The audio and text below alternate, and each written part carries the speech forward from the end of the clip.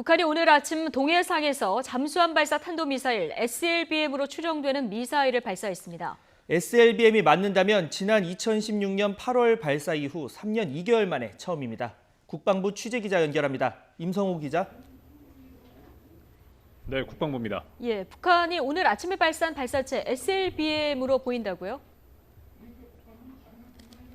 네, 합동참모본부는 북한이 오늘 아침 7시 11분쯤에 강원도 원산 북동쪽 해상에서 동쪽으로 탄도미사일 한 발을 쐈다고 밝혔습니다.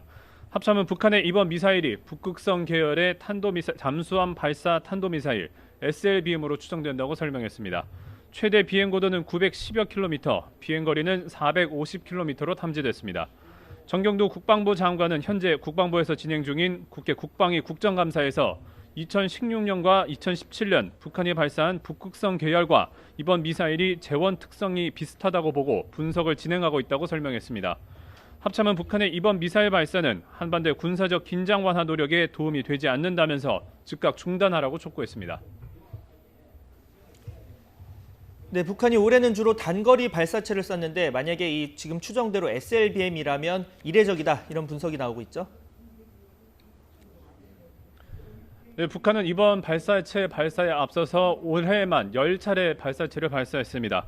주로 단거리 탄도미사일이나 신형 방사포 시험 발사였는데 하지만 이번 미사일이 북극성 계열의 SLBM이 맞는다면 지난 2016년 8월 시험 발사 이후 3년 2개월 만에 처음입니다. SLBM은 지상에서 발사하는 대륙간 탄도미사일 ICBM보다도 훨씬 탐지가 어려운 전략 무기로 꼽힙니다. 북한의 북극성 1형 SLBM은 사거리가 1,500에서 2,000km에 달하는 것으로 알려졌습니다. 2016년 8월 당시 우리 합참은 북한의 SLBM이 수중 사출에는 성공했지만 초기 비행에는 실패했다고 밝혔습니다. 북한은 이후 북극성 1형을 지상 발사형으로 개량한 북극성 2형을 지난 2017년에 2차례 발사하기도 했습니다. 네, 자, 임성호 기자. 그런데 이 SLBM 발사 징후 그동안 여러 차례 포착되지 않았습니까?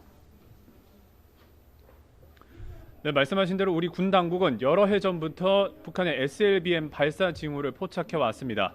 특히 지난 6월에는 북한이 신포조선소에서 SLBM용 잠수함을 새로 건조하는 것으로 보이는 모습이 위성사진에 포착되기도 했습니다.